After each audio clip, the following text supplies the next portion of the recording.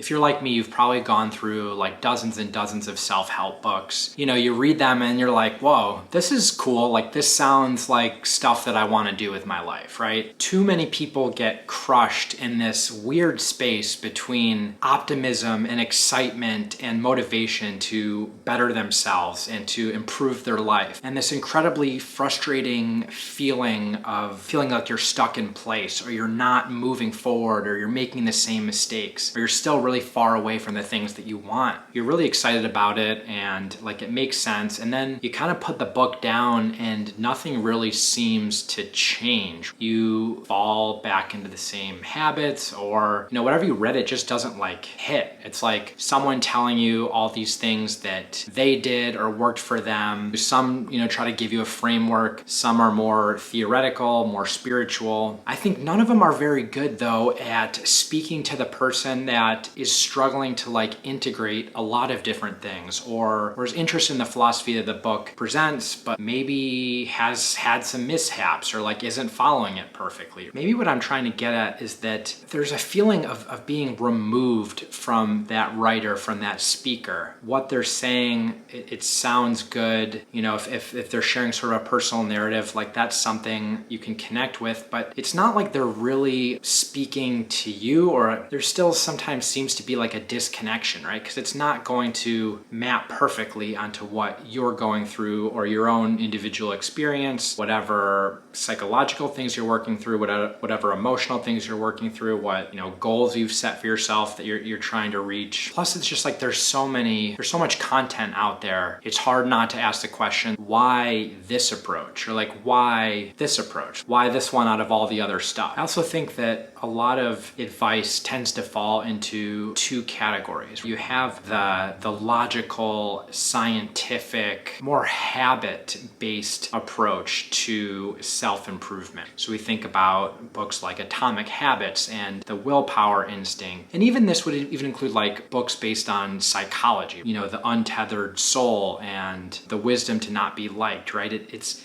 taking a philosophical and sort of theoretical lens to specific problems, and works very much on solving problems and deficiencies. I guess a better way to describe this is that these books are telling you you need to be doing something different than you are. And until you do X, until you do Y, you're not going to be able to change. You're not going to be able to achieve or be the kind of person that you want to be, attract the love that you want, etc. On the other hand, these books don't really incorporate much of a sort of spiritual component. Some, you know, militantly so, right? Some very rigorously science-based approaches to like improving our willpower or improving our habits. There's no spiritual component to that lens, right? To that type of approach. On the other hand, you have this whole set of books like The Secret or How to Think and Grow Rich, or something like Reality Transurfing, where the message is more like the future that you want, the life that you want is out there. You just have to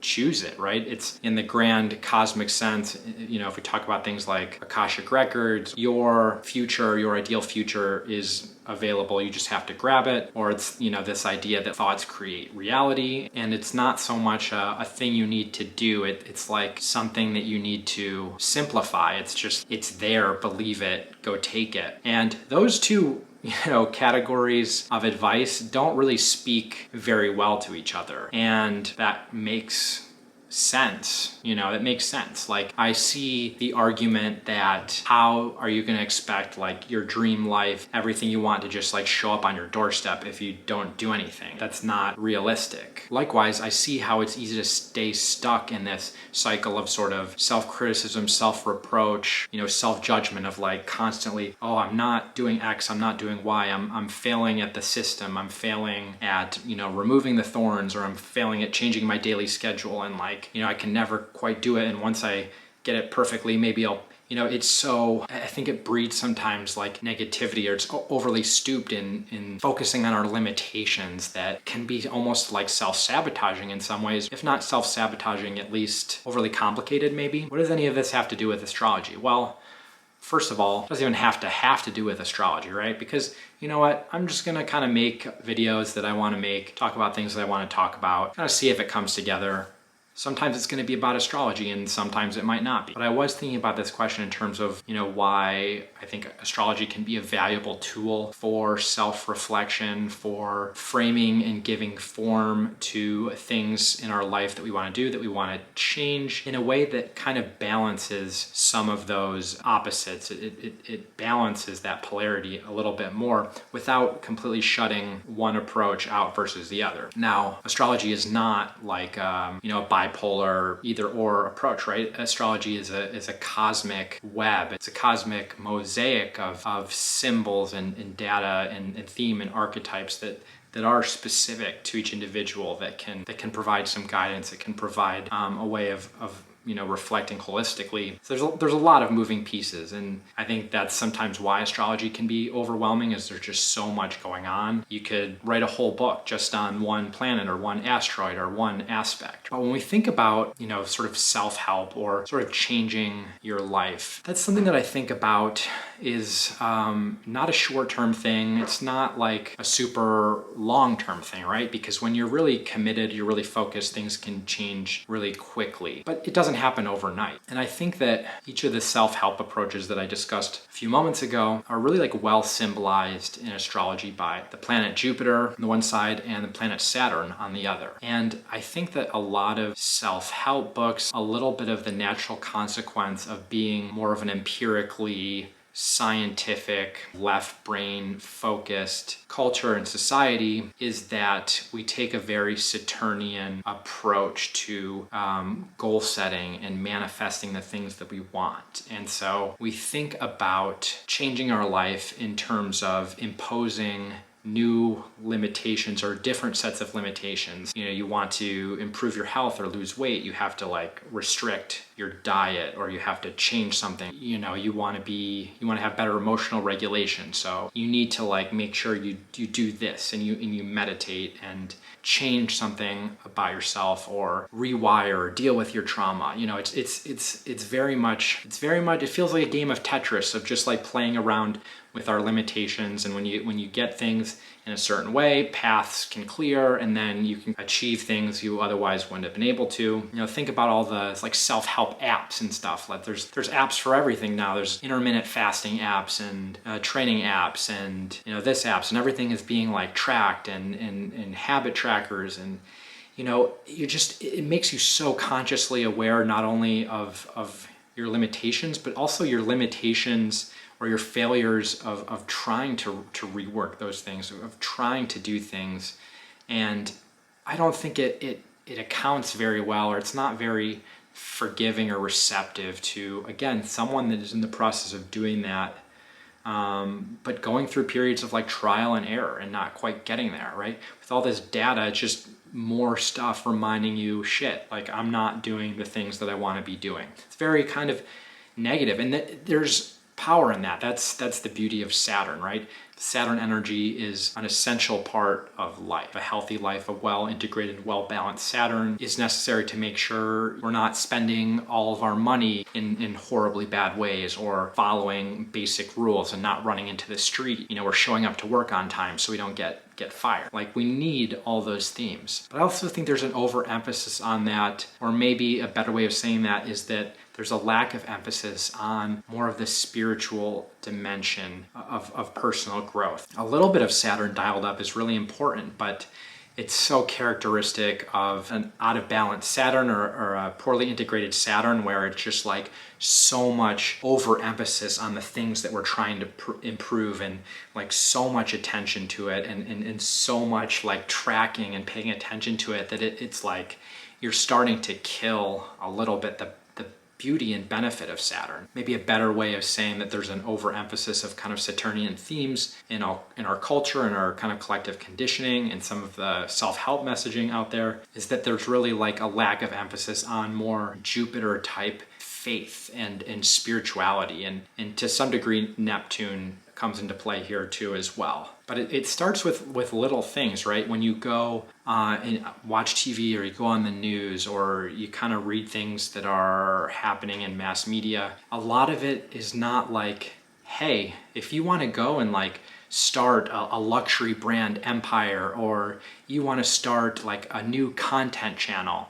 you can totally do it. Just start it and do it and like believe that it's going to happen and go do it. Like no one is getting that messaging. No one is getting messaging that's like, hey, believe that it's going to happen. You have to just believe it. And look, it doesn't matter whether you believe on a quantum reality or quantum physics level, whether like thoughts actually can literally change a reality or change a universe, but even not on that level. The idea that you are consistently holding one thing in mind, you are holding a positive goal, you are holding a belief that you can have a certain thing or you are going to be a certain way, inevitably that stuff gets stuck and entrenched in our body and continues to influence us even in unconscious ways to put ourselves in positions where we are going to do the things that we think. We are going to do the things that we say we're going to do. We are going to live the reality that we want. Like, how could it not be beneficial? So the main call to action, I think, for this video is sometimes to really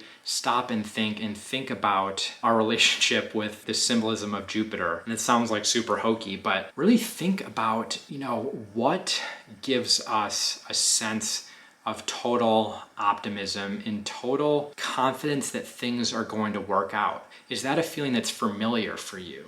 And if not, sort of why is that? I think that there's so many things in life that we do that are suddenly driven by like this really deep existential fear that things are not going to be okay, that we're not safe, we're not going to have enough money, we're not going to be loved, we're going to lose our job, we're not going to get a job. It's kind of amazing, like a lot of self-soothing stuff or anesthetizing or escapist kind of things, being addicted to like TV or food or whatever. Like it's a failure or refusal or just an inability to really sit with some of those fears, and so we never process them. There's no real like substitute for that. Like you have to kind of do it, and that's a whole nother topic. But one of the best antidotes for that is like thinking about the ways in which, like I said, you naturally feel confidence and warmth, and again, maybe it's best described as just pure spirituality. It's a belief and a comfort, and it's the opposite of that fear. It's like it's a safety in something a little bit larger, and it doesn't necessarily mean God or religion. It's just like, where do you feel confident? If you don't ever feel like that, maybe you just haven't found the things that really help you connect with that. There's lots of different things. Maybe it's getting into mythology or short stories, or maybe you feel like that when you're interacting with family, or when you're expressing yourself, or when you are just getting out and running. Where do you kind of feel, wow, everything is okay?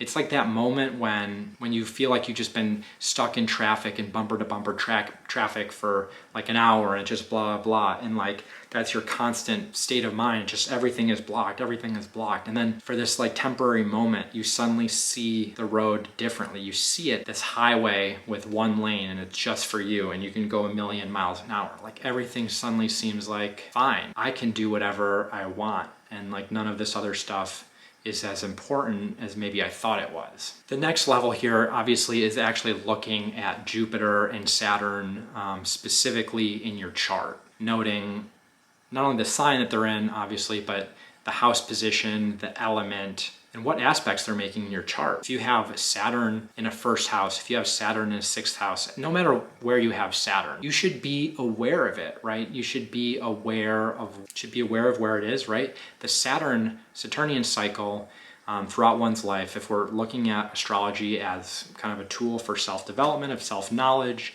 is like essential to that process. Thinking about your rites of passage through your first Saturn return, and thinking about not just as Saturn is like, oh, this thing that I'm going to worry about in like 29 more years, but as something where it's like, oh, in half that, 14, 15 years, Saturn is going to be halfway through that cycle. It's going to be opposite its natal position. And half of that, 7.5 years, so every 6, 7, 8 years, it's going to be in the square position to its natal position. So these are all like sort of natural built-in benchmarks where we're thrust challenges and we're thrust really clear and distinct opportunities to make real interventions and change with the Saturn themes of our life in the context of how they specifically affect us. And you're going to get a lot of clues about that by looking at what Saturn is doing in your chart and where it is. Understand that like Saturn is your friend, not your